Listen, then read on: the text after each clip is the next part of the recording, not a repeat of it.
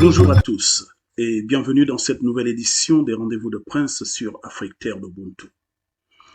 Notre sujet de ce jour est axé sur un thème assez important et surtout d'actualité. La mise en place d'une commission Vérité et Réconciliation constitue-t-elle un préalable à la réhabilitation de certaines figures emblématiques du PDG et même des proches d'Ali Bongo, comme on l'observe depuis un moment avec les nominations qui se font dans le cadre de la transition?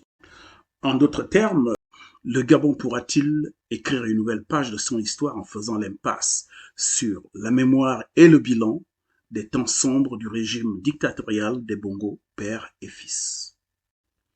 Pour en parler, je serai avec quelques invités. Il y aura depuis Johannesburg en Afrique du Sud, Jacques Erwan Ndong qui nous parlera de l'expérience de la Commission Vérité et Réconciliation en Afrique du Sud. José Ménébert interviendra depuis Paris. Avec lui, nous parlerons de la rupture ou non entre le régime ancien et la transition actuelle. Nous aurons également le docteur Edem, ministre des Affaires étrangères du gouvernement légitime du Togo en exil. Il nous donnera donc son point de vue sur la situation du Gabon.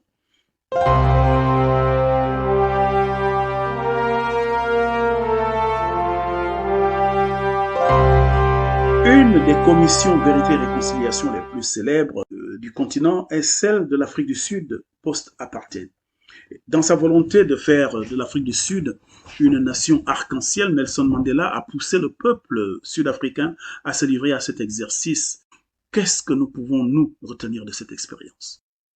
Pour commencer donc, je vais me tourner vers notre ami Jacques qui est gabonais, mais qui vit en Afrique du Sud et qui a une bonne expérience, ou alors une connaissance assez intéressante de comment les choses se sont passées en Afrique du Sud, va nous en parler. Merci Jacques. Ok. D'abord, bonsoir à tous et merci beaucoup Prince pour la plateforme et l'opportunité. J'apprécie. Bon, écoutez, en ce qui concerne la commission de réconciliation en Afrique du Sud, il faut déjà savoir qu'au départ, celui qui était président de cette commission, je parle ici du défunt Desmond Tutu, il insistait sur cet aspect quand il disait que la commission n'est pas une chasse aux sorcières. Il ne s'agit pas de jeter systématiquement certains en prison, parce que le faire, c'était justement mettre un trait à l'aspect de réconciliation. Bon, ce que je veux dire, c'est que il s'agit surtout d'une justice réparatrice telle que définie par la justice. Non pas comme une punition, mais disons des réparations pour les victimes et réhabilitation pour les auteurs. Donc, c'est déjà ça, le caractère en lui-même d'une telle commission. S'il faut ramener ça au contexte du Gabon, bien sûr que c'est nécessaire, mais il ne faudrait pas aussi que certains s'attendent justement à une chasse aux sorcières. Tout le monde n'ira pas en prison, malheureusement. Est-ce que c'est une bonne chose? C'est pas. C'est une mauvaise chose. Je ne sais pas, mais ça dépend bien sûr des contextes et ça dépend des histoires, parce que chacun, devant la commission, a son cas. Et les cas, souvent, ne sont pas les mêmes. Et Prince, tu demandais si le général Oligui n'était pas en train d'aller trop vite au Gabon en ce qui concerne la réhabilitation de certains politiciens, d'Ali Bongo, de certains membres, justement, de l'ancien parti au pouvoir. Ça dépend vraiment de comment on voit les choses. Si moi, je me réfère au cas sud-africain, là, je rentre maintenant directement dans l'aspect légal et constitutionnel. En Afrique du Sud, ça a pris un certain temps. Ils ont pris un certain temps d'établir cette commission parce que c'est pas le gouvernement qui a décidé tout seul. C'était pas Nelson Mandela, bien sûr qu'il était déjà le président. Donc, si on doit ramener ça au cas de Gabon, c'est pas les militaires tout seuls. Parce qu'en Afrique du Sud, ce qui s'est passé, c'est que le projet de la charte, ce qu'ils ont appelé même la charte de la promotion de l'unité nationale et de la réconciliation. C'est une charte qui est passée devant le nouveau Parlement multiracial. Donc, le premier Parlement multiracial d'Afrique du Sud. C'est eux qui ont travaillé en commission d'abord et après qui ont voté la nécessité ou non d'établir la commission. Donc, quand la commission commence, quand la commission de réconciliation d'Afrique du Sud commence, elle avait déjà un cadre, elle avait un cadre juridique, disons, législatif. Alors, si je vous comprends bien, dans le cas de l'Afrique du Sud, il a fallu d'une part une forte demande populaire, mais également une approbation du Parlement. Dans la situation actuelle du Gabon, il n'y a pas de Parlement issu du vote. Bien entendu, le CRTI a mis en place une transition avec un gouvernement et des institutions de transition, dont un Parlement, c'est-à-dire une Assemblée nationale, un Sénat. Les membres de ces institutions ne sont pas élus, mais désignés par le président de la transition. Ce sont donc des institutions et des personnes qui n'ont pas à proprement parler de la légitimité en tant que représentants du peuple. Le gouvernement de la transition va certainement devoir convoquer une conférence nationale ou en tout cas créer un cadre juridique de cet ordre s'il veut donner du crédit et de la légitimité à l'ensemble des décisions qui vont être prises dans le cadre de la restauration des institutions et d'ailleurs même pour toute autre action visant le retour serein à l'ordre constitutionnel et à la paix sociale. Qu'est-ce qui, d'après vous, pourrait prévaloir à la mise en place d'un tel cadre au Gabon? Le préalable, déjà, c'était que, dans le cas sud-africain, au préalable, c'est qu'il fallait avoir ce qu'ils ont appelé en anglais un endorsement. Un endorsement, c'est-à-dire, c'est une forme de pétition.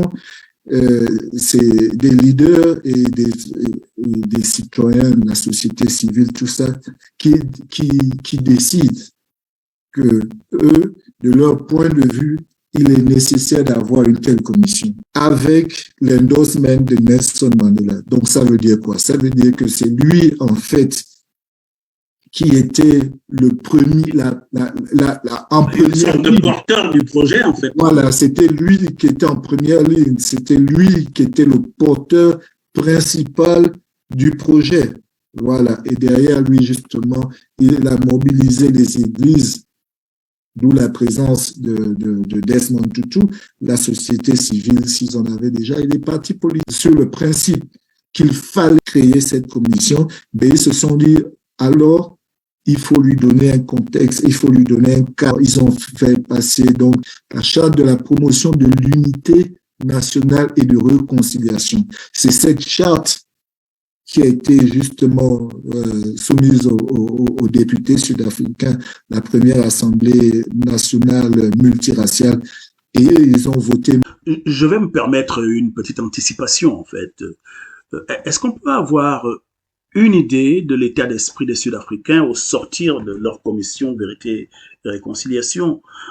Je précise que pour la présente émission, je devais également avoir comme invité M. Léonard Nyangoma, qui est membre de la dynamique unitaire panafricaine. Il devait nous présenter donc les expériences burundaises et rwandaises de la commission Vérité et Réconciliation. Mais M. Nyangoma me disait notamment que dans les deux cas, il y a eu beaucoup de désillusions en ce qui concerne les attentes des populations par rapport à ces commissions Vérité et Réconciliation, d'autant plus que beaucoup se sont attendus un peu à ce que des têtes tombent à l'issue du processus. Qu'est-ce que vous en pensez? C'est vrai que toutes les victimes n'étaient pas vraiment satisfaites. Pourquoi? Parce que, comme je l'ai dit tantôt, ce n'était pas une chasse aux sorcières. Donc, il y avait des victimes qui pensaient que les auteurs des crimes qui concernaient leurs parents ou bien leurs amis ou leurs enfants devaient forcément et systématiquement être exécutés. Parce que il y en a qui demandaient l'exécution systématique pour ceux qui avaient reconnu avoir assassiné ou torturé leurs parents. Donc, ça veut dire qu'il y a eu des attentes qui étaient quand même assez extrêmes. Oui, il y avait justement, il y a des attentes. Là, je viens de donner justement un cas extrême.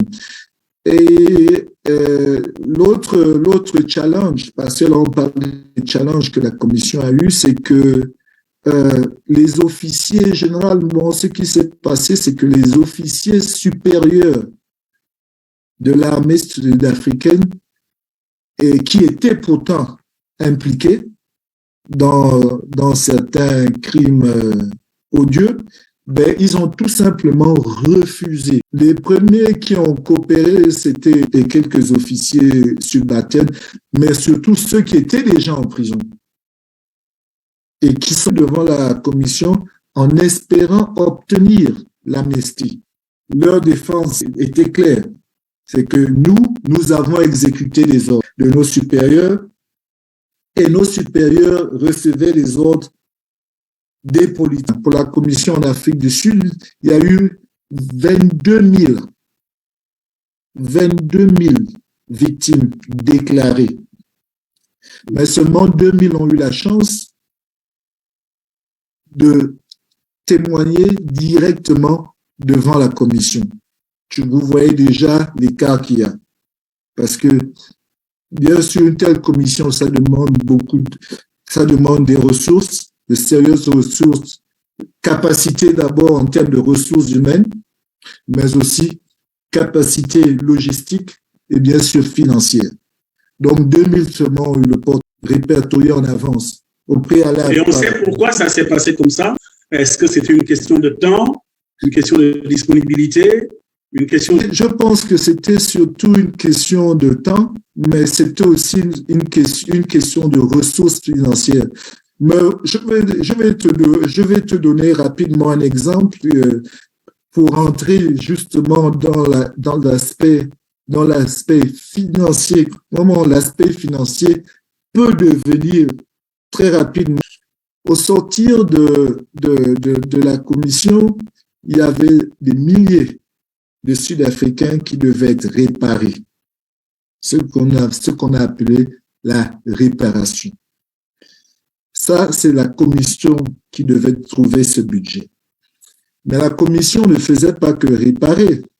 La commission devait aussi continuer certaines enquêtes qui avaient été abandonnées. Parce que certains parents sont venus pour dire, bon, nous, on n'a pas retrouvé tel, on veut qu'une enquête. Donc, la commission a endorsé ça, l'endorsement de certaines enquêtes. Il fallait financer ces enquêtes.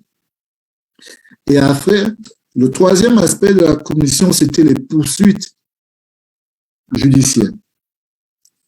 Donc, mais le premier gouvernement noir sud-africain, quand ils sont arrivés au pouvoir, ils ont trouvé les caisses vides. Donc, en face des obligations de la commission, il y avait aussi la réalité sociale. Il y avait la justice sociale qu'il fallait réparer pour tous les Sud-Africains, pas seulement les victimes. Parce qu'en Afrique du Sud, il y avait certains qui n'avaient pas été des victimes directement, donc ils ne sont jamais allés à la commission, parce qu'ils n'ont jamais perdu un parent. Ils ont dû faire face aux problèmes fonciers. Il fallait avoir de l'argent. Ils ont fait face aux problèmes de logement, parce que les Noirs n'étaient pas là, donc il fallait tous les loger. Sachant bien que Nelson Mandela lui-même, quand il a pris le pouvoir, il a promis un logement pour chaque Noir. Donc, il y a eu ce problème. Le premier gouvernement noir sud-africain devait décider entre dépenser des milliards pour la commission ou alors s'attaquer directement aux problèmes sociaux, donc à la réparation, à la justice sociale. C'est les conclusions de cette commission, ben, ont commencé un peu et certains Sud-Africains, justement, étaient déçus. Au cours d'une conversation que j'ai eue avec M. Luc Bongonsi quelques jours avant cette émission, Je vous ai déjà dit tout à l'heure qu'il ne pouvait pas être avec nous, il avait été prévenu, mais pour des raisons de calendrier, il n'a pas pu être là. Alors lui, son opinion est exactement celle-ci. Ce dont il est convaincu, c'est que le moment n'est pas opportun aujourd'hui au Gabon pour parler de commission vérité et réconciliation. Pour lui, le CRTI a encore à faire avant tout la preuve de la rupture avec l'ordre ancien. Voilà qui m'amène d'ailleurs à notre second invité de ce jour, Monsieur José Bert. Vous êtes l'animateur du mouvement Fédéral Études ou la gouvernance bienveillante. Est-ce que de votre point de vue, parler de commission vérité et réconciliation aujourd'hui est nécessaire, là, maintenant? Il y a une chose qu'a dit Erwan qui me paraît très intéressante, c'est que en Afrique du Sud, il y avait eu une pétition. Et la pétition, c'est quelque chose de très démocratique parce que si on se fixe un certain seuil pour déclencher une action et qu'on atteint ce seuil, ça veut dire que la problématique que nous soulevons concerne suffisamment de personnes pour être débattue sur la place publique. Ça, c'est la première chose que j'aimerais souligner par rapport à tout ce qu'il a dit. Et la deuxième, il disait que tout dépend des situations. Chaque pays, chaque histoire, chaque cas est spécifique. Et donc, aujourd'hui, je me demande si les arguments qui justifieraient une commission vérité et réconciliation concernent suffisamment de Gabonais pour que cela puisse être mis sur la table. Et je pense que si c'était le cas, les autorités actuelles, le CTRI, le comité qui a pris le pouvoir depuis le 30 août, ne serait pas contre, à mon avis, puisque tous les Gabonais ont intérêt à repartir sur de nouvelles bases après cette longue histoire que nous connaissons depuis 1967 avec les deux anciens présidents du Gabon. Bongo, père et fils. Exactement. Donc, la problématique est là. Est-ce que les Gabonais sont suffisamment intéressés par ce sujet? Si oui, ou plutôt, pour le savoir, peut-être qu'il faut mettre en... Vous faites bien d'insister sur la pétition comme mécanisme d'appréciation de l'engouement des Gabonais autour de la nécessité de faire le bilan des années Bongo pour mieux bâtir un avenir radieux pour le Gabon. Avec la liesse dans laquelle la chute de Bongo a été accueillie, les Gabonais ont même oublié qu'un coup d'État militaire, en fait, peut être tout sauf une manière de reconnaître la souveraineté du peuple. On a vu un peuple euphorique, des motions de soutien affluaient de partout, même de la part de très proches d'Ali Bongo. Des artistes se sont même empressés de composer des chansons. Brice Clotaire Oligengema est devenu du jour au lendemain le Deus ex machina qui a délivré le Gabon de l'emprise des Bongo. Et aujourd'hui, il n'est quasiment pas possible de dire quelque chose qui heurterait cette façon de penser des Gabonais. Du coup, le général bénéficie en fait d'un blanc-seing du peuple. Et la crainte, c'est qu'avec cette attitude un peu bigarrée de la population, les Gabonais soient peut-être en train de lui tailler un costume qui sera forcément celui d'un futur dictateur. Les Gabonais auront-ils la présence d'esprit, sans mauvais jeu de mots avec ce terme qui a été galvaudé au Gabon, la présence d'esprit de demander qu'on leur rende des comptes sur les années Bongo? Comme vous le dites, Prince, il faut que les Gabonais la demandent. Et le fait déjà de soulever ce débat, comme vous le faites ce soir, c'est une manière de poser le problème sur la table et de suggérer la solution qui est celle-là, la commission vérité et réconciliation.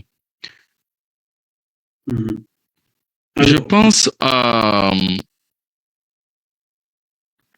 l'histoire du Ghana, où on a... Qui est d'ailleurs cité un exemple par le général Ouli. Exactement. Donc, lui, il avait fait 3 coups d'État. Si ma mémoire est bonne, il y a des gens qui sont là sur le plateau et qui nous suivent.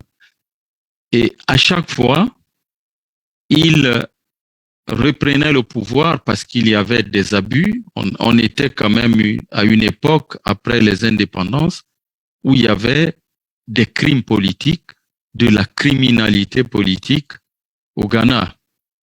Et donc, il prenait le pouvoir, faisait lui-même le nettoyage et puis réorganisait les élections. Jusqu'à un moment où il en a eu marre, il a gardé le pouvoir. Pendant 11 ans. Pendant 11 ans, exactement. OK? Et puis, à la fin, il a transmis le pouvoir aux civils. Donc, c'est pour dire que les situations sont diverses et variées. Est-ce que on ne risque pas de nous retrouver dans la situation dont tu as parlé, Jacques et Rouen, tout à l'heure, où le premier parlement noir, comme il a dit, s'était retrouvé avec des caisses vides. Aujourd'hui, on trouve de l'argent dans les maisons des Gabonais. Il y en a peut-être dans les sous-sols, les caves, je n'en sais rien, les jardins. Bon, est-ce que le fait en plus de brutaliser ces personnes qui détiennent cet argent fera ressortir cet argent? Donc, il y a un ensemble de paramètres, à mon avis, à prendre en compte. Mais la seule façon d'avoir la réponse. Tout à l'heure, s'agissant du cas de l'Afrique du Sud, Jacques Erwan donc parlait du endorsement. Et il expliquait que Mandela avait dû porter le projet de commission Vérité et Réconciliation pour mobiliser la population sud-africaine autour de celui-ci. Peut-être faudra-t-il qu'une personnalité de taille, que ce soit dans la classe politique ou dans la société civile, endosse la responsabilité d'une telle mobilisation au Gabon. Bien sûr, je pense que ce que vous dites est tout à fait sensé, Prince. Les porteurs d'un projet, c'est des gens qui doivent connaître les tenants et les aboutissants de ce projet, être aussi des, entre guillemets, des influenceurs, donc des gens qui ont une certaine notoriété, soit dans la sphère politique, la société civile, et qui peuvent persuader les autres, ceux qui les suivent, que c'est un véritable problème. Donc, on a chez nous au Gabon une société civile qui a toujours lutté par rapport à tous ces jeunes et donc ce sont ces mêmes mouvements aujourd'hui qui devraient s'intéresser à ce sujet. Mais s'ils ne s'y intéressent pas, peut-être que leur problème n'était pas là. Leur problème était simplement de voir ce changement-là qu'on a actuellement. Et c'est peut-être pour cela qu'on a vu la population courir et derrière les militaires et exprimer sa joie pour cette nouvelle situation qu'elle vit aujourd'hui. Et peut-être, je dis bien peut-être, que dans quelques mois, la même population aura d'autres besoins et qu'aujourd'hui, c'est pas dans son esprit de dire on va aller dans une commission réconciliation et vérité ou vérité et réconciliation. Mais si c'est un vrai problème, la seule façon de le savoir, c'est de... Jacques Erwan a peut-être un commentaire à faire sur l'intervention de M. Josébert. Je ne connais pas le statut que l'ancienne constitution du Gabon donnait aux pétitions. Mais je peux vous dire que le droit en général est vraiment très différent. Alors là, très différent du droit au Gabon. Un exemple, c'est que n'importe quel citoyen sud-africain peut aller directement à la Cour constitutionnelle pour dire il faudrait que la personne prouve ou bien que la personne démontre que c'est un intérêt national, alors ça peut avoir des répercussions sur la Constitution. Si la personne peut prouver que le problème qu'elle veut poser sur la table, même si c'est un problème qui la concerne directement, a des répercussions nationales non constitutionnelles, la Cour accepte. Le deuxième, c'est que il faut avoir une pétition. Il faut rassembler un certain nombre de signatures. Je ne connais pas le nombre exact de signatures. Ce sont ces deux éléments qu'il faut prouver. Que votre problème est d'ordre national, même si c'est personnel, et une pétition. Et rassembler un certain nombre de signatures. Dès que vous avez ces deux éléments directement, vous pouvez aller à la Cour constitutionnelle. Même si ça, la première sud-africaine qui allait à la Cour constitutionnelle pour un problème familial, eh bien, tous, on lui a arraché les biens quand son mari est décédé. Elle a dit non, ça, c'est un problème pour moi, pour ma famille, mais c'est aussi un problème national. Elle avait certainement perdu le procès dans les autres. Et là, justement, après, ben, elle a décidé d'aller devant la Cour constitutionnelle. Et la Cour constitutionnelle a assez pour conclure rapidement, il faudrait qu'on travaille sur une nouvelle constitution, afin qu'on ait une constitution qui soit inclusive. Parce que ce que les Sud-Africains ont, c'est une constitution vraiment inclusive.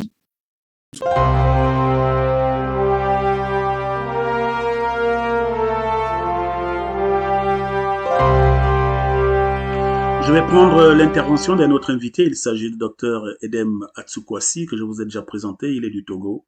Bonsoir, docteur Edem, et merci d'être avec nous aujourd'hui. Merci, Prince. Merci aux panélistes.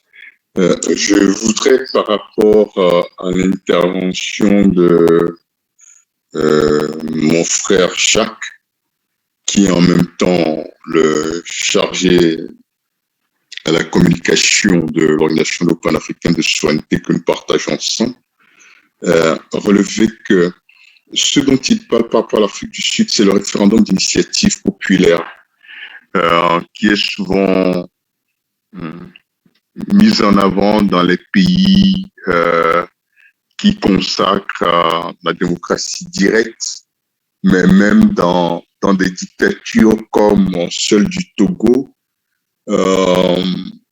c'est dedans, mais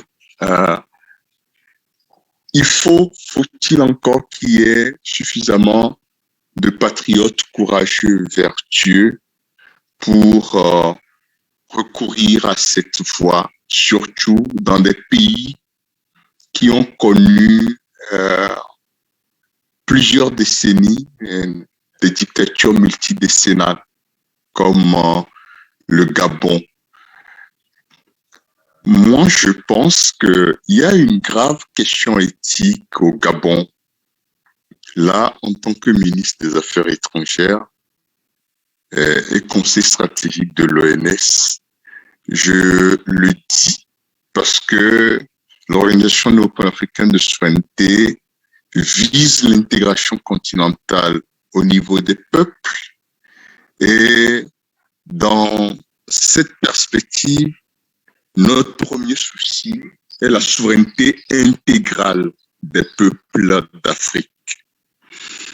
Et je pense que le peuple gabonais s'attend à une souveraineté intégrale. Et c'est aux politiques gabonais, si tant est qu'il y a encore un minimum de vertu, d'éthique, d'exiger, parce que en termes de management, une équipe qui a fait naufrage, on ne peut pas reconduire la même équipe. Ce n'est pas possible. C'est une question éthique. Ne pas soulever ce biais, c'est de l'hypocrisie, c'est de l'irresponsabilité. Et le Gabon, Oligui, ne prend pas un bon chemin. Quand on sait que lui-même... Vous parlez avec la réapparition des figures... Tout à fait, tout à fait. De l'ancien régime. Tout à fait. On ne va pas faire la chasse aux sorcières, mais avant qu'il y ait des choses de ce genre, il faut qu'il y ait un bilan, un audit, un état des lieux. Là, on voit que on passe par-dessus les crimes. Ça n'augure rien de bon parce que toute action politique doit être aussi une leçon de vie aux générations présentes et à venir. Là, Oligui donne un très mauvais exemple. Et c'est à la classe politique gabonaise, parce que même si les citoyens lambda ont envie de porter leur voix haute, c'est à la classe politique gabonaise d'avoir le souci de tout le peuple, de la souveraineté intégrale du pays, porter haut ce débat que vous faites ce soir. Comme l'a dit José Baird, c'est déjà un pas, mais il est insuffisant. Il faut que la classe politique gabonaise donne le ton. Et quand vous allez commencer que ça va sur, les populations vont s'appuyer de ça. Nous, l'Organisation panafricaine de souveraineté, déjà avec le vote qui donnait l'avance à Ondossa, nous avons exigé que la souveraineté du peuple gabonais soit respectée. Malheureusement, il y a eu ce coup d'État face auquel, des gens ont jubilé, on était sceptiques, mais les premiers pas du général Oligui ne sont pas convaincants en termes d'éthique, en termes des aspirations légitimes des peuples en ce moment sous tous les cieux où c'est le vœu ardent de souveraineté intégrale. Donc je pense que c'est avant tout aux Gabonais, mais il est clair que tous les panafricains, tous ceux qui ont le souci de voir l'Afrique sortir du bourbier dans lequel l'élite africaine s'est compromise avec les prédateurs de la mafia internationale, nous devons sortir l'Afrique en empruntant d'autres voies. Merci pour votre contribution, Dr Edem, et aussi pour avoir accepté d'être des nôtres. Cette fois encore, vous venez d'évoquer là un aspect de notre rencontre de ce jour. Et je vais me tourner tout de suite vers vous, José. Pensez-vous que la succession des événements depuis le 30 août dernier nous permet vraiment de dire que nous sommes dans une logique de rupture avec l'ancien régime? Sans entrer dans ce que tout le monde connaît, c'est-à-dire les personnages que nous voyons arriver et qui sont pour certains contestés, Je pense que dans le modèle, dans la façon de faire, on n'est pas dans une innovation, on n'est pas dans la nouveauté. Pourquoi je le dis? Parce que si on regarde tous les schémas de la plupart, les schémas politiques de la plupart des pays francophones africains, on retrouve toujours le même schéma pyramidal où vous avez le président nomme un premier ministre, le premier ministre nomme des ministres et les ministres nomment des directeurs généraux. On fait cela à la capitale et puis après, on essaie de faire de la décentralisation qui est plus de la déconcentration dans les pays francophones vers l'intérieur, les provinces, les départements et autres. Il n'y a pas une réelle innovation. Et pourquoi il n'y a pas une réelle innovation? À mon avis, parce que en général, les gens reproduisent ce qu'ils connaissent, ce qu'ils ont vu faire. Tout à l'heure, Jacques Erwan parlait des pétitions en Afrique du Sud. C'est un élément dont je parle pour ceux qui suivent ce que je fais au niveau associatif, les conférences que j'ai faites sur la fédéralitude, la gouvernance bienveillante. Je décris un autre modèle dans lequel on commence par, en fait, l'exécutif n'est plus dans un schéma pyramidal, mais dans un schéma de collaboration, de coopération à travers un directoire, un collège, et ce collège est constitué, dans le cas du Gabon, on pourrait le constituer de 9 ministres, qui ont eu une certaine légitimité du peuple parce qu'au préalable, ils doivent avoir été élus soit comme députés, soit comme sénateurs. Et c'est le Sénat, les membres du Sénat qui vont faire émerger les membres de l'exécutif. Donc, ça donne une légitimité, une redevabilité qui n'est plus celle d'avoir été nommé par une personne, mais celle d'avoir émergé de la base. Donc, attendez, monsieur Baird, on va aller pas à pas. 9 ministres, pourquoi 9? À cause des 9 provinces? Alors, oui, parce que il faut souvent garder l'inconscient collectif lorsqu'on fait certaines transformations.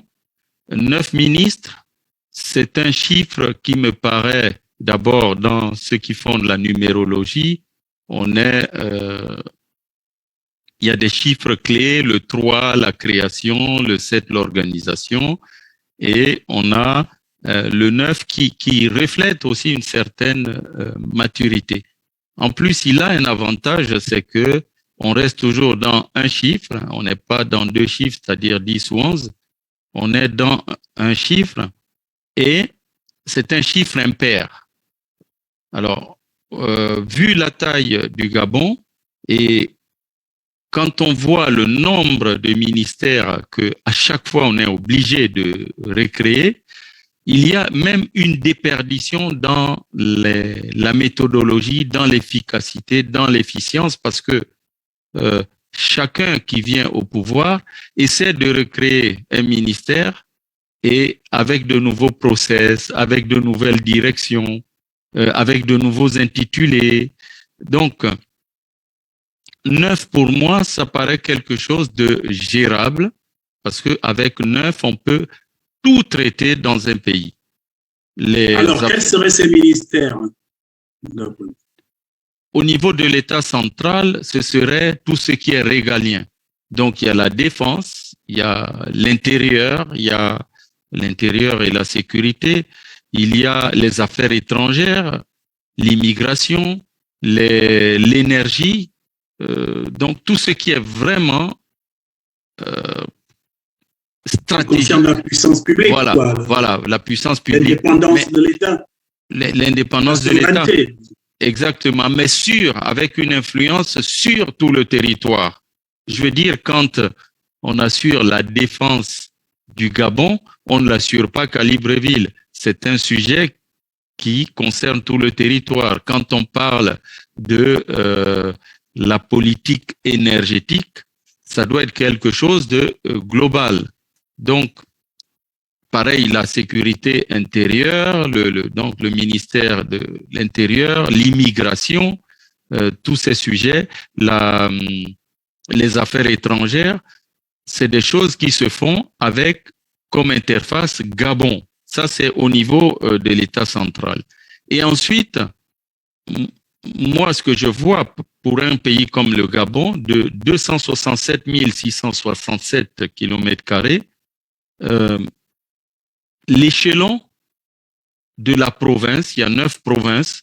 Donc, si on fait un calcul à la louche, 267 000 km² divisé par 9, on se retrouve à des territoires de 30 000 km², c'est l'équivalent de la Belgique.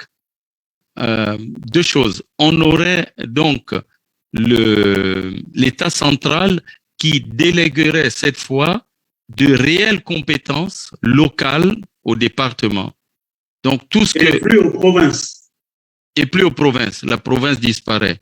Mais on a les départements qui, elles, vont travailler au jour le jour en s'appuyant sur une autre entité un peu plus petite, plus à l'échelle encore humaine, c'est la commune.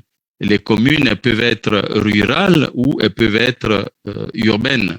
Là, on parle de villes. Donc, ce seraient les communes. Du coup, le Gabon n'aurait plus que 2 échelons. Le pouvoir central, basé à Libreville, et le pouvoir local qui quadrillerait tout le Gabon à travers les 49 départements. Du coup, la communication, elle se ferait sans intermédiaire, sans des gouverneurs, des préfets et tout ça, directement entre le local et le central, pour tout ce qui est vote des budgets, programmation du développement territorial, etc. Et le pouvoir central, lui, n'interviendrait que sur de grands projets qui dépassent la taille des départements, comme on l'a vu à l'époque, le transgabonais, si on veut faire une route nationale gabonaise ou des routes nationales. Juste à titre de rappel, permettez-moi, mon cher José, puisque nous l'avons déjà évoqué tous les deux, de dire que vous vous situez dans une logique où il faut considérer que les militaires ont créé un événement qui place le peuple gabonais devant une page blanche de leur histoire, au lieu donc d'observer une attitude attentiste qui consiste à dire que les militaires ont fait le coup d'État, ils vont arranger le pays. Il faut que les Gabonais se saisissent de cette opportunité, de cette occasion pour s'investir en masse dans la refondation des institutions de la République, et ceci avec des propositions concrètes qui devraient être versées sur la table de ce qui assure la transition. Comme disait Mandela, tout ce qui est fait pour nous sans nous est fait contre nous. L'euphorie des Gabonais, une fois de plus, suite à la chute de Ali Bongo, surtout cette tendance à dire que les militaires savent ce qu'ils font, on n'a qu'à les laisser travailler. C'est quelque chose qui est propre à éloigner les Gabonais de la conscience que leur pays, c'est maintenant que leur pays a réellement, mais alors là, réellement besoin d'eux. C'était exactement ça. Et donc, en fait, c'est là où j'attends la diaspora, parce que nous avons vu que les diasporas aujourd'hui constituent de véritables contrepoids. Durant le dernier, je dirais même, les 2 derniers mandats d'Ali Bongo, c'était devenu difficile pour lui de venir dans un pays comme la France parce que il y avait un différend non résolu entre lui et la diaspora. On l'a vu pour Biya récemment, le président du Cameroun, qui voulait fêter son anniversaire quelque part ici en Île-de-France. Et la diaspora était tout saccagée à la salle de fête et finalement, il n'y a pas eu d'anniversaire. On l'a vu avec, là récemment, tiens, avec Macky Sall. Macky Sall, vous voyez, au Sénégal ou aux États-Unis, on a vu des Sénégalais envahir vraiment des rues entières au point que les militaires, les soldats, les policiers américains étaient débordés. Donc, c'est un véritable contre-pouvoir aujourd'hui. Mais cette diaspora, elle doit être aussi force de proposition. Et le projet que j'ébauche là, dans les grandes lignes dont je parle, ce que j'aimerais avec la diaspora, et là on a commencé à travailler avec quelques personnes, et je vous en ai parlé aussi, Prince, sur effectivement le principe un peu lorsqu'on lance des produits dans l'industrie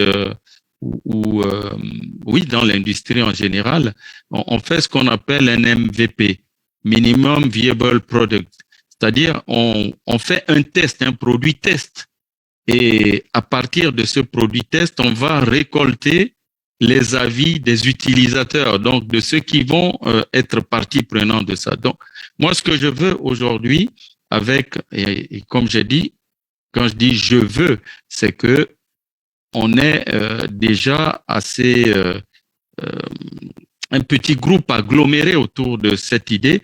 Et ce que nous voulons, c'est qu'on sorte des théories pour faire un test en grandeur nature avec une cohorte dans la diaspora. Gardez le fil de vos idées. Nous allons revenir à ce que vous venez de dire là tout à l'heure. Bon, je voudrais d'abord me tourner du côté de Gaspard qui lève la main depuis un moment. Bonsoir à tous. Bonsoir à tous et merci pour la parole. Je vais essayer de ne pas être trop long. Je vais revenir dans un premier temps sur l'aspect sécuritaire et la souveraineté de l'État gabonais dont a évoqué le frère José Ménébert d'une manière très précise. Ce n'était pas pour moi la première fois d'écouter José parler de propositions concrètes pour le Gabon. Je le suis depuis 2016.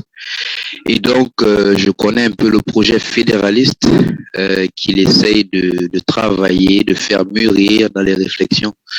Et je pense qu'il y a nécessité de s'arrêter sur cet aspect de souveraineté, précisément de la sécurité, la sécurité sur l'étendue du territoire gabonais. Est-ce qu'il serait possible pour nous, les Gabonais, d'assurer une certaine sécurité chez nous, sachant que nous avons une armée d'occupation sur notre territoire? Je pense que ça, c'est un élément qui n'est peut-être pas très souvent évoqué, mais qui peut-être peut même être l'un des éléments qui joue un facteur dans ce qui se déroule aujourd'hui au Gabon. Nous savons que les armées d'occupation ne datent pas d'aujourd'hui et qu'elles ont toujours eu des rôles et des missions bien précises. Et nous avons pu observer dans certains pays que lorsque certains dirigeants essayaient de prendre certaines directions, ces armées-là jouaient un rôle aussi pour recadrer les choses ou même pour servir de force de dissuasion. Aujourd'hui, dans la situation dans laquelle nous sommes au Gabon, la feuille vierge dont Prince parlait tout à l'heure, c'est la refondation du Gabon. On parle de l'autre côté en Afrique de l'Ouest, au Mali, au Burkina, de refondation également.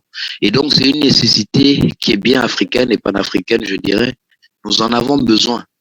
Et donc, il y a quelques possibilités, vu ce qui se passe au Gabon, de pouvoir faire des propositions. Je l'ai remarqué, il y a d'ailleurs ces derniers temps, du côté de la diaspora, il y a quelques échos qui disent qu'il y avait des propositions à faire, à envoyer au Gabon concernant les quelques noms proposés pour le Sénat gabonais. Ça, c'est un élément, par exemple, qui permettrait d'avoir des personnes sur place qui pourraient servir d'outils pour pouvoir déposer des propositions concrètes et directes et surtout travailler en symbiose, en synchronisation. Le petit bémol là-dedans, c'est que ça aurait été quelque chose de très inclusif. On aurait pu, le fait de ne pas gagner en inclusivité dans une telle action où aujourd'hui nous avons l'opportunité de changer les choses au Gabon, ça peut jouer un défaut dans l'harmonisation des forces pour que nous puissions parvenir à quelque chose. Et aussi, il faut dire que le coup d'État est certes, il est certes passé. J'ai aussi écouté José dire que c'est ce même peuple-là qui aujourd'hui court après les militaires qui peut avoir une autre posture demain. En effet, l'évolution des choses nous montre ces aspects-là. Et d'ailleurs, c'est pourquoi la question de réconciliation et la commission de vérité est d'une nécessité importante. Il est impossible que nous puissions refonder le Gabon ou repartir sur de nouvelles bases et améliorer le climat social et amener la paix sans revenir sur les dégâts. On te perdait un moment, Gaspard. Ouais, je disais que nous ne pouvons pas faire comme si les problèmes du Gabon ou la misère du peuple gabonais ou la misère du peuple gabonais a commencé avec l'arrivée d'Ali Bongo. Le père était là, il a fait 42 ans. Il n'a pas forcément géré de manière magnifique. Et ça c'est quelque chose qu'on a tendance à laisser derrière parce que nous sommes focus sur ce qui se passe aujourd'hui. Et oui, nous avons des historiens ou certains qui font un travail pédagogique qui ne manquent pas de relever cela au passage. Mais je trouve que dans ce qui se fait aujourd'hui, dans la construction de ce qui va se faire maintenant, il est impossible de mettre des bases et d'avancer sur quelque chose si les Gabonais ne se parlent pas, si certains ne demandent pas pardon au peuple gabonais, ce ne sera pas possible. Nous avons des cas comme le Burundi, l'Afrique du Sud, c'est des pays qui ont eu des exemples de cas de réconciliation nationale ou de commission de vérité. Est-ce qu'ils en sont arrivés à des succès? Est-ce qu'ils ont pu aboutir à des résultats positifs? Ou bien cela n'a été que des simulacres? Et qu'est-ce qui nous attend au Gabon? Quelque chose de bien fait ou un simulacre? Tout ça, c'est des questions que nous posons aujourd'hui légitimement. Et je pense que la question de sécurité que j'ai évoquée avec l'armée d'occupation, nous ne pouvons pas faire fi de ça. Au lendemain du coup d'État, nous avons vu la France réagir et prendre une position temporaire de stop de ses activités avec les Gabon. Mais nous avons vu aussi il y a quelques jours, moins d'une semaine, qu'ils ont repris ces activités. Donc, il y a tous ces aspects que le peuple gabonais ne peut pas négliger. Et aujourd'hui, nous sommes à l'ère cosmique du Verseau. Ce n'est pas un hasard si un coup d'État est arrivé au Gabon. Ce n'est peut-être pas forcément seulement la volonté de ceux qui l'ont fait. Mais les peuples ont aujourd'hui un poids et... Ok, merci Gaspard. En fait, je voulais revenir vers José pour un peu encore réévoquer son expérimentation à échelle réelle. Qu'est-ce qui pourrait se mettre en place du côté de la diaspora avec cette capacité de faire une expérience grandeur nature d'une organisation qui pourrait inspirer une organisation du pays? D'accord. Je commence par remercier Gaspard qui a fait une très belle intervention. Il a soulevé des questions aussi très importantes et je vois qu'il a fermé son intervention par la dimension métaphysique qui est l'ère du Verseau. Il a posé des questions intéressantes en disant au Rwanda, il y a eu ou même peut-être Burundi, il y a eu cette commission réconciliation et vérité. Qu'a-t-elle donné? Est-ce qu'aujourd'hui, le Rwanda est une démocratie? En fait, c'est ça. Il faut toujours demander, quand on utilise un outil, qu'est-ce qu'on veut en faire? La fourchette, la cuillère et autres. Voilà, qu'est-ce que ça a donné? Donc, aujourd'hui, le Rwanda, certes, on en parle comme un bon modèle économique. Est-ce que c'est ce qu'on veut? Est-ce qu'on ne peut pas arriver, s'il n'y a qu'à faire des routes, des infrastructures, des hôpitaux, des écoles, etc., est-ce qu'on peut arriver par une autre voie? Donc, c'est une question intéressante qu'il faut creuser La deuxième qu'il soulevait, c'était l'armée d'occupation. Et je vois ce dont il parle. On a effectivement sur notre territoire une armée qui est là suite à des accords décennaux, enfin qui ont plusieurs décennies, peut-être même plus. C'est l'armée française. Là aussi, on peut obtenir beaucoup de choses, pas forcément avec la force, mais avec l'intelligence, la persuasion, la compréhension des signes du monde. Aujourd'hui, tous ces coups d'État que nous voyons aujourd'hui au Niger, Burkina, Mali et autres, on voit quand même que c'est une manière de se dresser du territoire. On peut, par exemple, généraliser un service militaire pour les jeunes Gabonais, n'est-ce pas, où on ferait comme la Norvège, la Suisse, même Israël, où en fait des jeunes seraient éduqués à travers le service militaire, à un certain comportement, à la paix, à la neutralité, à la gestion des émotions, parce que à la fin des fins, c'est les émotions qui amènent les gens à ces extrémités, à ces extrêmes. Donc, ça pourrait être 3 mois à 18 ans. Et puis, chaque année, on fait un mois, et au bout de 5 ans ou 10 ans, on considère que la personne est un réserviste, un soldat réserviste ou un militaire réserviste de la nation. On peut, et ce sont ces gens-là, commune par commune, d'abord ça amènerait un brassage, mais qui serait chargé avec ils pourraient garder l'arme vide chez eux, parce que l'avantage de faire un service militaire comme ça, temporairement sur 10 ans, un mois, c'est qu'on voit votre évolution psychologique. Les gens violents, les gens extrémistes, on ne leur permet pas d'avoir ce statut de soldats réservistes. Et seuls ceux qui ont rempli ces bonnes conditions, on dit, bon, voilà, tu gardes l'arme chez toi, comme ça se fait en Suisse. C'est un truc qui m'a choqué. Il y a même mais ça choque parce que je n'avais jamais vu ça. Mais quand on analyse, ils me disent, mais oui, c'est la base de notre sécurité, puisque depuis 700 ans, on n'a pas de dictateur, on n'a pas de guerre civile.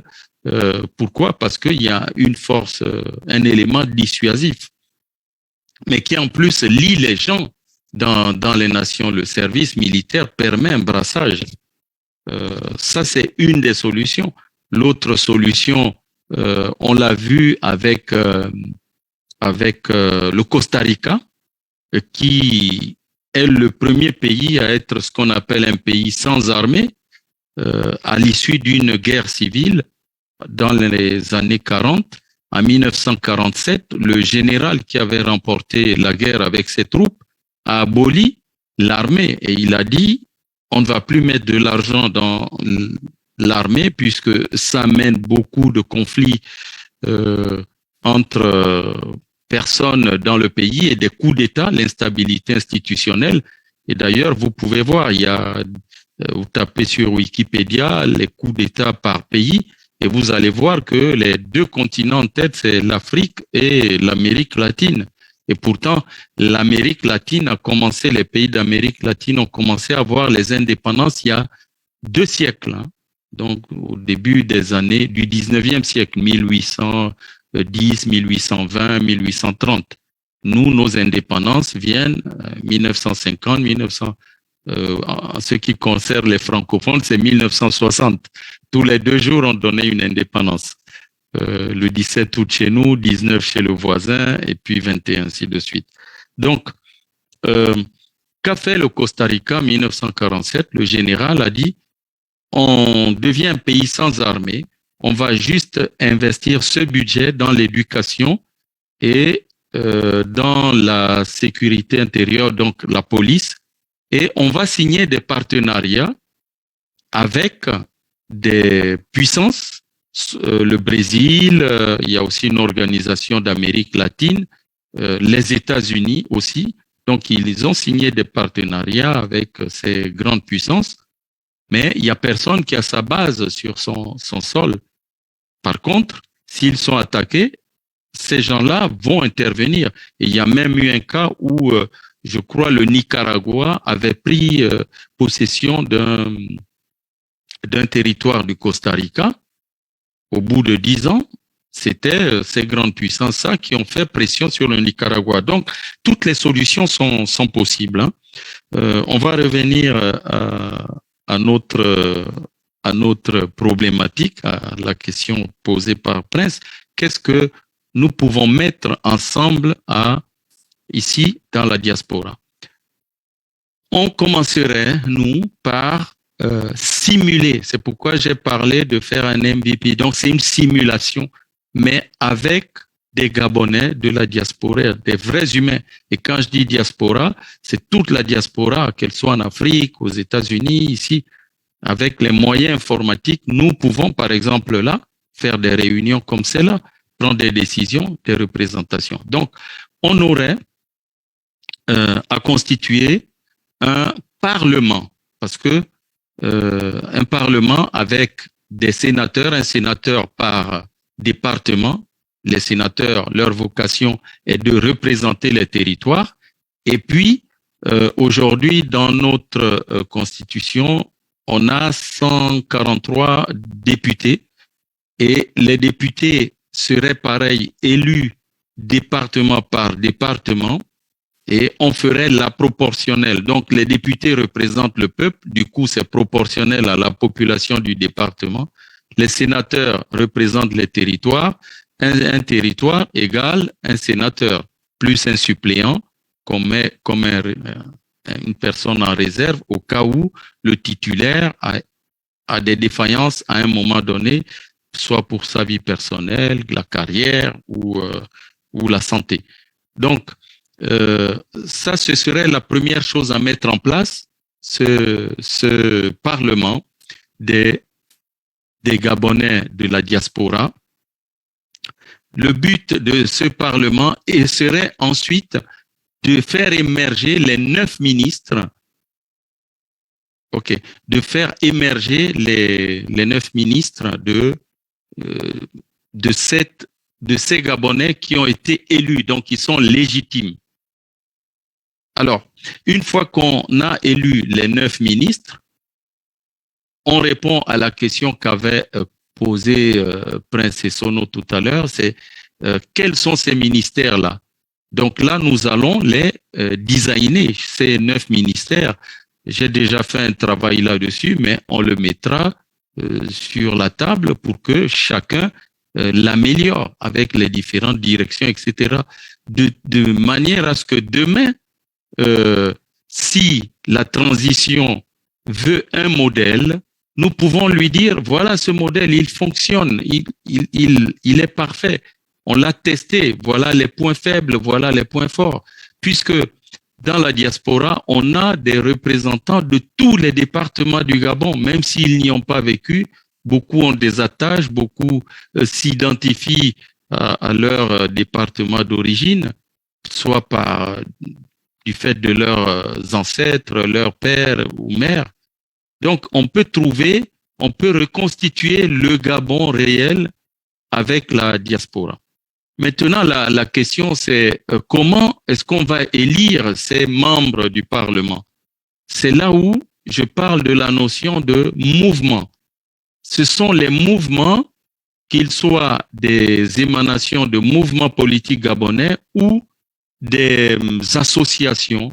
Ce sont les mouvements qui vont parler de ce projet pour mobiliser les gens. En quelque sorte, plus un mouvement aura des représentants dans chaque culture du Gabon, au sud, au nord, à l'est, à l'ouest, et plus il a des chances d'avoir plus de membres au Parlement, premièrement, et deuxièmement, dans la désignation des 9 ministres, j'ai un PowerPoint là-dessus, à l'occasion, je vous le projetterai, ça va être un peu plus facile.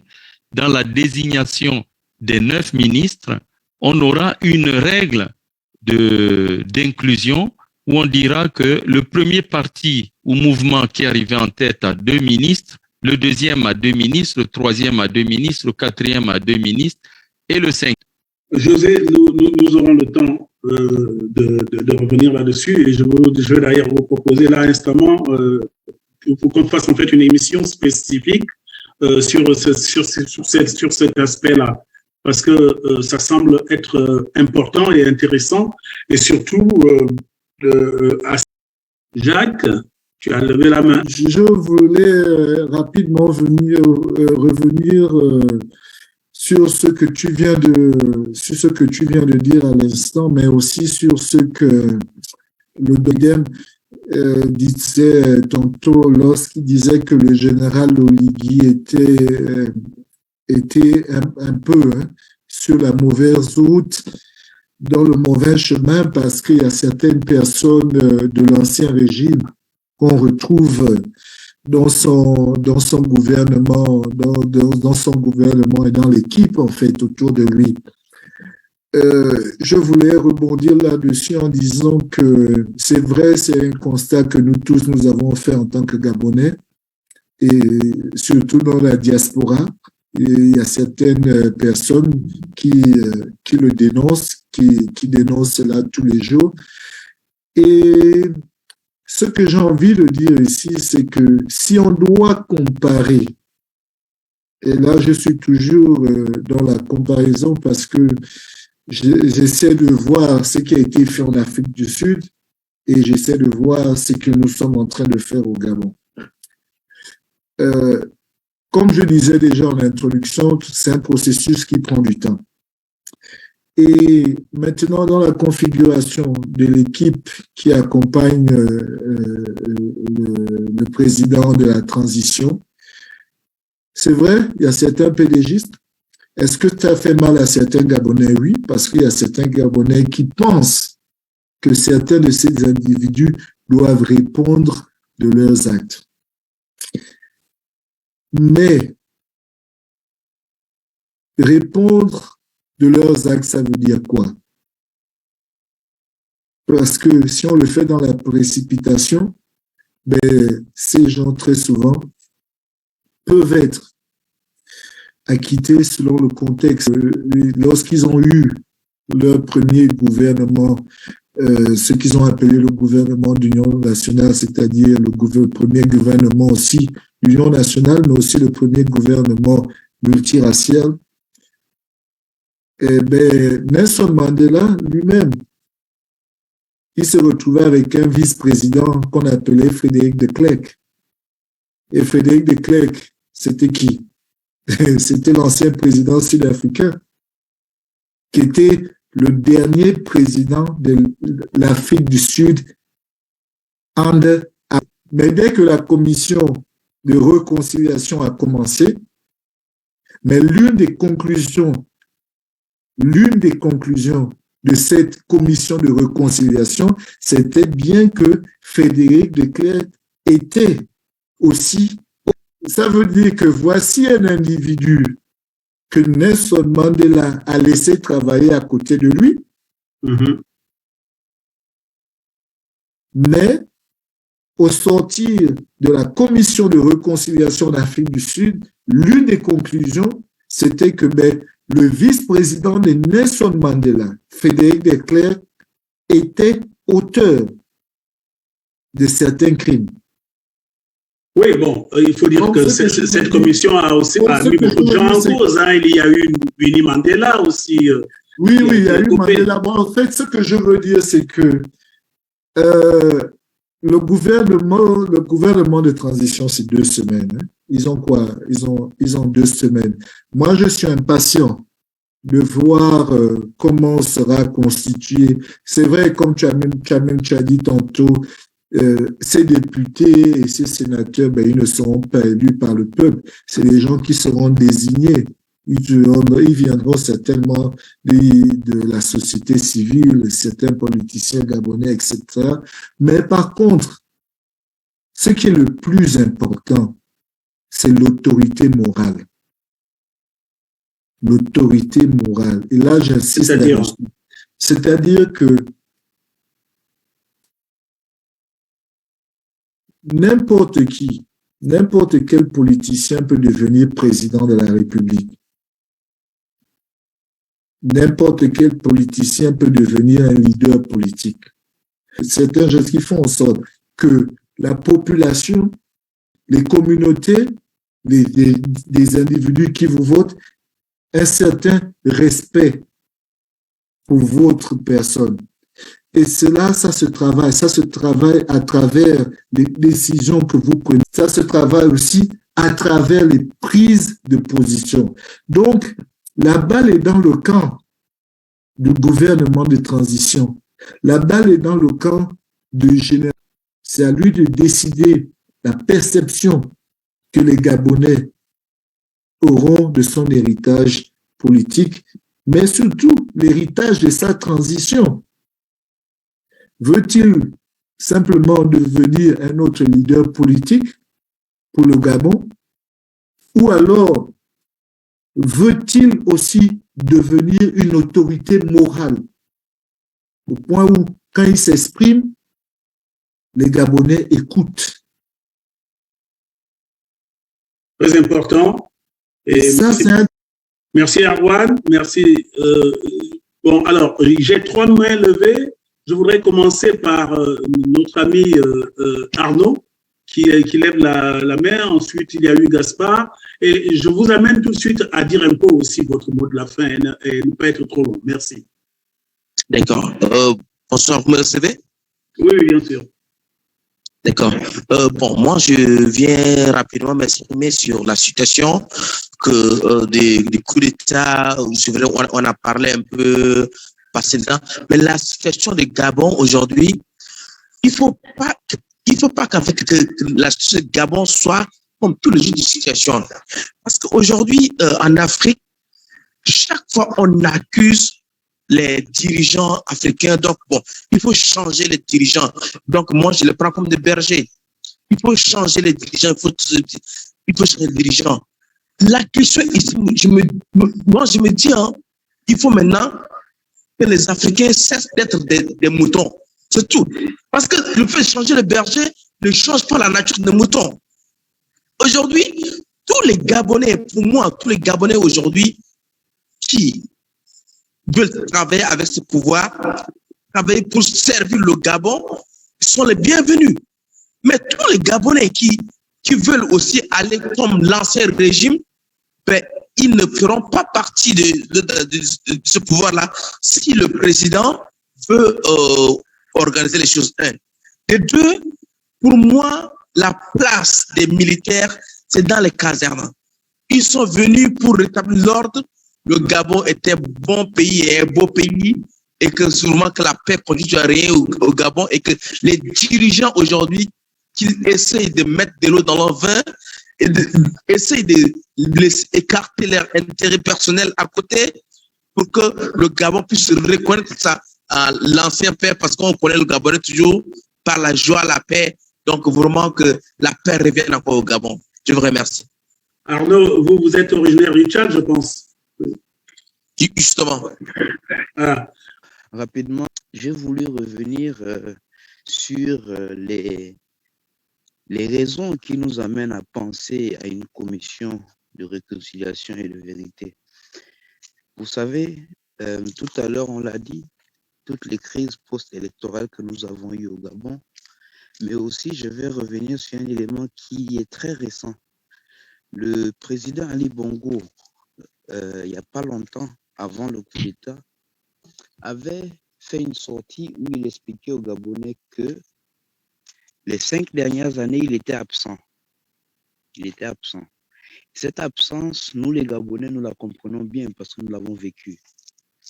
Nous l'avons vécu et je pense que nous attendons aussi, nous les Gabonais, quand même quelques clarifications au vu de cette situation, parce que c'est dans cette même période que nous nous souvenons aussi qu'il y a eu des falsifications de signature du président. Cela a été évoqué par les militaires qui ont pris le pouvoir dans la première ou la deuxième communication qu'ils ont faite, lorsqu'ils parlaient des personnes qu'ils ont arrêtées pour falsification de signature du président. La signature du président a été falsifiée à un moment, oui, Mais le moment concret n'a pas été évoqué par ces militaires. Mais les Gabonais savent qu'ils ont vécu 5 ans en se posant la question qui dirige réellement le Gabon. Donc, avec de telles choses, il n'est pas possible que la transition aujourd'hui, voulant être celle qui va redonner au Gabon ses lettres de noblesse, puisse avancer sans mettre, ça peut ne pas s'appeler commission réconciliation vérité, mais il y a une nécessité de retravailler sur l'éthique, la morale et sur le vivre ensemble des Gabonais. Aujourd'hui, il y a beaucoup. Le peuple gabonais, étant en Afrique centrale et non en Afrique de l'Ouest, ne va peut-être pas faire comme en Afrique de l'Ouest, mais le peuple gabonais est capable d'imposer sa volonté. Et le peuple gabonais a compris aussi, avec ce coup d'État, qu'il était possible de chasser qui que ce soit qui était au pouvoir. Merci. Merci. Alors, José. Merci pour à nouveau me redonner la parole. Il y a des choses très intéressantes qui émergent là de l'écoute de tout le monde.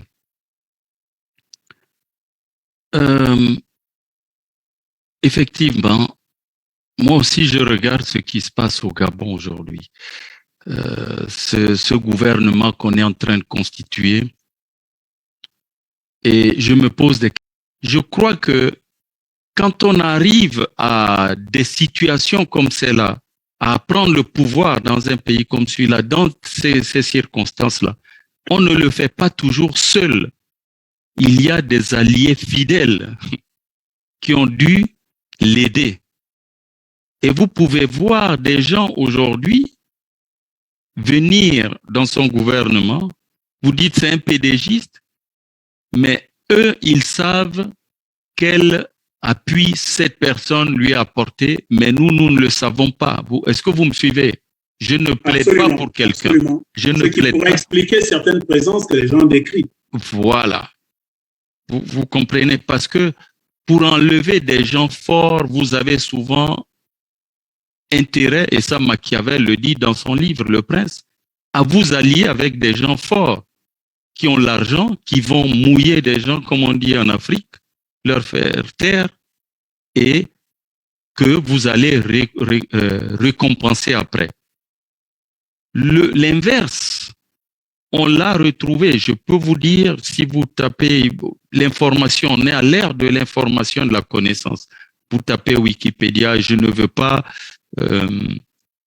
indexer des gens, mais vous tapez Mathias Nguema, Bokassa, même les Kadhafi. La plupart des dictateurs, qu'est-ce qu'ils font? Ils s'allient, comme on est là, je m'allie à Gaspard, je vois les noms à l'écran, Prince, Mariam, Jacques Erwan, Kofi, ainsi de suite, Marina. Et lorsque je prends le pouvoir, pour rester seul, c'est un peu comme si on avait mis la main sur le butin. Qu'est-ce que je commence par faire pour faire des jeux de mots? Je commence à vous buter. Et je commence à enfreindre une loi fondamentale de la nature. Donc, c'est un sujet, moi, quand je le regarde, je le vois avec les yeux de l'être humain, mais j'essaie de le regarder aussi avec un autre œil, au-delà de l'œil du regard humain, et me dire qu'est-ce qui s'est passé. Pour moi, le mot transition dans CTRI, c'est le passage d'une situation A à une situation B, c'est l'interface entre les deux. Donc, c'est une phase de remous. C'est comme le fleuve qui vient à la mer, à l'embouchure, il rencontre la mer. C'est toujours une phase un peu, une rencontre entre le froid, le salé, et puis on ne sait pas ce qui se trame réellement. C'est toujours ces zones-là de transition. Mais pour moi, cette transition est l'opportunité de faire des propositions efficaces pour que cette transition puisse accoucher de quelque chose qui va permettre, comme a dit Gaspard, le bien vivre ensemble et le bien-être. Je vous remercie, en tout cas, de m'avoir écouté et merci encore, Prince Esson, vos émissions que vous faites régulièrement. Merci. Merci José, merci à tous. Alors, la commission Vérité et Réconciliation, opportune ou pas au Gabon, c'est ce que nous avons essayé de nous dire ici. Il s'est dégagé un certain nombre de choses, notamment que pour l'instant, nous attendons encore de voir ce que le CTRI propose réellement pour pouvoir sortir, enfin disons, assurer justement cette transition-là du Gabon ancien à un Gabon nouveau. Merci de nous avoir suivis. Merci à tous d'avoir été là.